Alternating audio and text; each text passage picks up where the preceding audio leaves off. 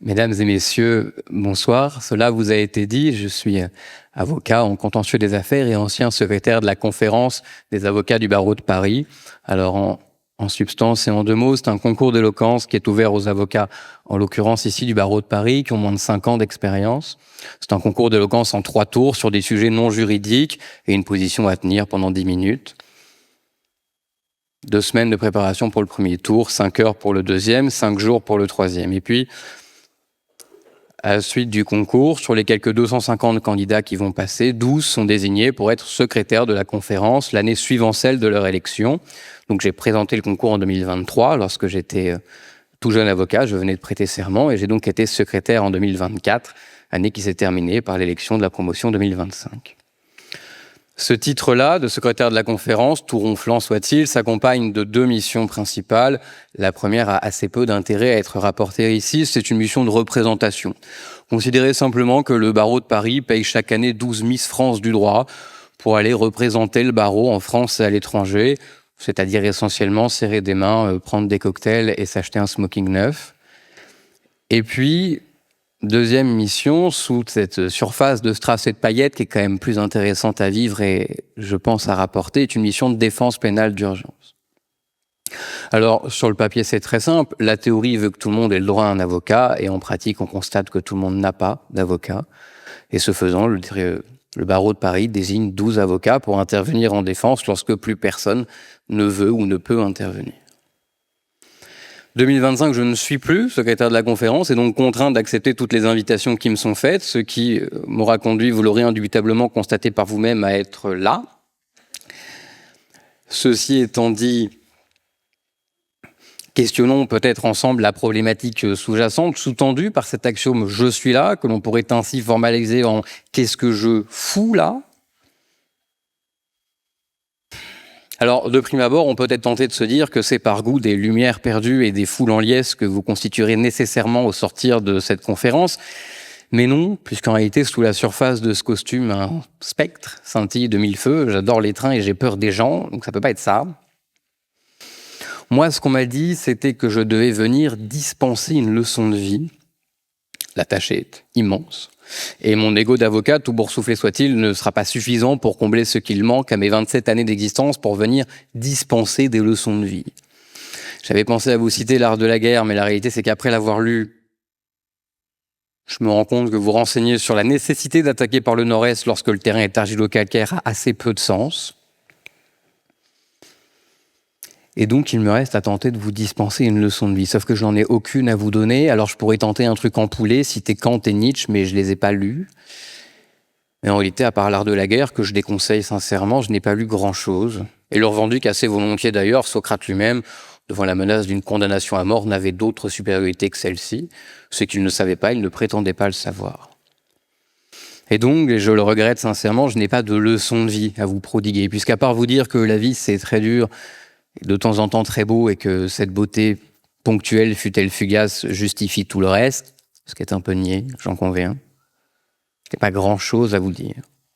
Et pourtant, il faut qu'on fasse quelque chose des 15 minutes que nous avons à partager, parce que simplement les regarder comme ça, qui s'égrènent, qui s'écoulent, comme seul s'écoule le temps perdu, les perdre enfin, ce serait intolérable, parce que le temps libre, celui que l'on dépense comme l'on veut, celui que l'on place où on veut, à faire ce qui nous est un petit peu cher, est une denrée précieuse que j'ai, pour une année, tenté, souvent maladroitement, je crois, d'offrir à ceux qui effectivement avaient besoin d'une défense pénale d'urgence. Alors, je peux, très modestement, tenter de vous rapporter quelques-uns des enseignements auxquels contraint cette défense pénale d'urgence, même si, évidemment, il serait plus enrichissant pour vous d'emprunter ce chemin-là. Il faudrait d'ailleurs toujours questionner les chemins plutôt que ceux qui en reviennent, mais encore une fois, le temps nous manque. Alors cette défense, elle a au moins un intérêt premier, c'est de pouvoir se confronter à cette espèce d'ambivalence anthropologique très étonnante qu'est la justice mise en œuvre. C'est-à-dire que des faits, des personnes, donc par essence qu'il y a de plus intangible, vont être étudiés puis traités au travers du crible de procédures, de cotes, de toutes petites cases et de très longues lignes. À ce moment-là, il n'est même plus question d'essayer de faire rentrer des carrés dans des ronds, c'est simplement 2 dimensions qui se télescopent. C'est toujours violent, c'est parfois très beau. C'est toujours violent parce que La justice des hommes n'est rendue que par des hommes. Et à ce titre-là, elle est faillible, et faillit d'ailleurs souvent. Parce que tout le monde a le droit à une défense, mais qu'il y a trop de gens à défendre. Parce qu'on n'a pas le temps de juger tout le monde. Alors, tous ces gens-là, qu'on n'a pas vraiment le temps de juger, ces dossiers qu'on n'a pas le temps d'étudier, alors même que la justice est supposée être un droit, on est obligé de constater parfois qu'elle devient un luxe qu'on ne peut pas offrir à tout le monde. Et on ne peut alors que s'émouvoir de ce que certains se trouvent à être jugés alors même qu'ils ne sont pas défendus. En ces cas, quand la défense, mue par l'urgence, ne devient plus qu'une représentation, il n'y a plus rien qu'une voix. La dernière voix, celle de ceux qu'on n'a pas vraiment le temps d'entendre, qu'on n'a pas les moyens d'entendre de toute façon. Une dernière voix pour simplement expliquer.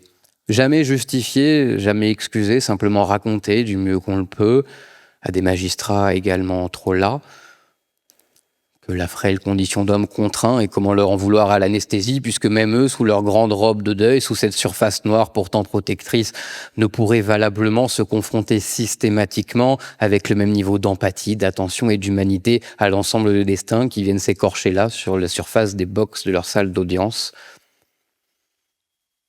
Et pourtant, il faut le leur redire encore et le répéter systématiquement, être cette dernière voix de ceux qu'on n'a plus le temps d'entendre, parce que si ça n'est pas fait, alors les gens ne sont plus jugés comme des hommes, mais traités comme des dossiers, par des auxiliaires judiciaires noyés sous la surface de la tâche à accomplir. À la fin de la journée, le dossier est traité, le nom rayé de la liste, le rocher échoit le long de la surface de cette montagne qu'il faudra gravir encore pour celui d'après. Parce qu'il faudra la gravir encore pour celui d'après, parce qu'il faut jouer le jeu. Pour ceux-là qui sont contraints de jouer une partie de justice dont ils ne maîtrisent pas les règles. Parce qu'ils vont perdre. Mais qu'il faut que quelqu'un ait joué pour que la défaite soit régulière et pour qu'à défaut de gagner, ils n'y perdent à tout le moins pas trop. À la fin de la journée, la sanction tombe, le rocher avec. Les perdants partent en détention. Celle-là même dont il est pourtant largement admis qu'elle renforce les parcours délinquentiels, et il faut les y laisser partir, espérer simplement qu'ils chanteront leur air au mur de la prison, se charger de prévenir les proches, les parents, les enfants parfois, expliquer un peu, répéter souvent qu'ils sont partis puisque ça y est, la journée est terminée, la sanction est tombée, et la surface de l'eau se reconstitue déjà autour du naufragé, maintenant noyé. Il faut entreprendre un nouveau combat, jouer une nouvelle partie, et c'est toujours violent. Mais c'est parfois très beau, parce que parfois on croise au fond d'une audience ou d'un dossier de ces clients dont la surface dissimule des trésors d'humanité, dont la justice est alors contrainte d'emprunter les traits. Mais pour faire éclater cette humanité-là, pour la faire paraître, émerger, il faut être là. Et il n'y a pas besoin de donner de la surface quelques définitions profondes pour comprendre qu'un prévenu qui encourt une détention qu'il ne connaît pas peine à trouver et son oxygène et ses mots. Je ne filerai pas la métaphore en expliquant qu'il faudrait alors se faire bouée de sauvetage ou que sais-je encore. L'idée même d'une main tendue est encore trop pleine de bons sentiments que je confesse n'être moi-même pas capable de nourrir pour chacun de mes clients naufragés. Non, il faut être là. Évidemment, l'idée est très simple dans son énoncé, réciproquement très dur dans sa mise en œuvre, il faut être là. Bien sûr, dit comme ça, c'est un peu bête, mais toutes les leçons de vie le sont un peu, et puis la première fois que j'ai rencontré mon client, je me suis dit qu'il avait dû l'être aussi, un peu bête. Il n'avait pas 20 ans, il parlait pas. Il était assez résigné et se plaçait par là au-dessus de tous mes autres clients. Entendez bien que ce qui le plaçait à ce moment-là au-dessus des hommes, ça n'était pas le mouvement du courage, mais simplement la résignation au malheur. Il ne parlait pas. Alors j'ai parlé d'abord, longuement. Puis il a fini par s'ouvrir et m'expliquer le parcours de vie qui était le sien, qui était absolument tragiquement banal. Il était né en province, sa mère était décédée lorsqu'il avait 12 ans, emportant avec elle ce qui restait de l'amour familial. Lui, dans un premier temps, persévère, puis son père sévère s'énerve et perd ses nerfs, alors il tape dessus. Et puis quand il apprend l'homosexualité de son fils, il tape plus fort. Et puis mon client finit par quitter la formation qu'il suit parce qu'il se fait traiter de pédale à longueur de journée. Qu'il arrive à Paris, il a à peine 18 ans, il dort dans la rue, tout seul. Lui, il a passé son existence entière sous la surface. Alors évidemment, il est jeune, il s'est battu, il a tenté les stages, les réinsertions, tous les efforts ont été faits, il revoit un petit peu la lumière, avale de l'eau, coule encore, remonte, recoule, remonte, recoule encore, parce que c'est un effort prodigieux que de demander à un gamin de se maintenir seul au-dessus de cette foutue surface. Alors à un moment donné, il se laisse couler parce qu'en fait, sous la surface, c'est calme. Évidemment, il y manque d'air, évidemment qu'il y crèvera. Mais c'est calme. Et lui, à ce moment-là, n'a plus d'autre aspiration que celle-ci, rien que d'être un énième kidam qu'on enjambe dans le métro, un anonyme dont la mort ne dérangera personne. D'ailleurs, personne ne s'arrête. On croirait simplement un clochard de plus qui roupille sous la surface de Paris. Puis il croise un autre homme, de 2 ans son aîné, en tombe amoureux avec toute la passion de ceux qui aiment pour la première fois, évidemment décuplée par la circonstance que lui, pour la première fois, est également aimé en retour. Il dort toujours dehors, mais il n'y dort plus seul. Et c'est déjà énorme. Et l'autre devient cet oxygène qui permet à mon client de se maintenir quelques semaines durant, davantage sous la surface. Et puis, les semaines passant, sous la surface de la peau de l'autre, commencent à apparaître les petites marques que laissent les seringues. Et puisqu'un mauvais chimiste veut que l'héroïne change l'oxygène en plomb, mon client s'y cheville lui-même. Il ne s'en séparera pas. Peu importe ce que ça peut coûter, il ne s'en séparera pas. Du style pour ça, s'entraîner l'un l'autre tout au fond, par le fond, y mourir ensemble, très loin, sous la surface, il ne s'en séparera pas. Tout plutôt que d'être seul encore. Et l'autre a besoin d'argent et mon client n'en a pas. Et l'autre vole les sacs à main de vieilles dames et mon client vérifie que personne n'arrive. La complicité est constituée, l'infraction caractérisée, l'audience justifiée. Une peine devra être prononcée et la prison est demandée. Nous avons parlé longuement, je pense qu'il était plus confortable pour lui d'apprendre par moi la nécessité de reconnaître, de se reconstruire, d'avancer, mais qu'il avait en réalité déjà compris tout seul. Son seul objectif était de faire face, ce qui se traduisait par quelque chose de très concret. À l'audience, ne pas pleurer. Venir, assumer, ne pas pleurer.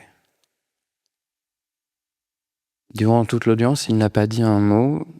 D'abord parce que face à la dissection de la déliquescence de l'existence, le langage n'est plus une défense, et puis parce qu'il n'en était tout bonnement pas capable, je pense.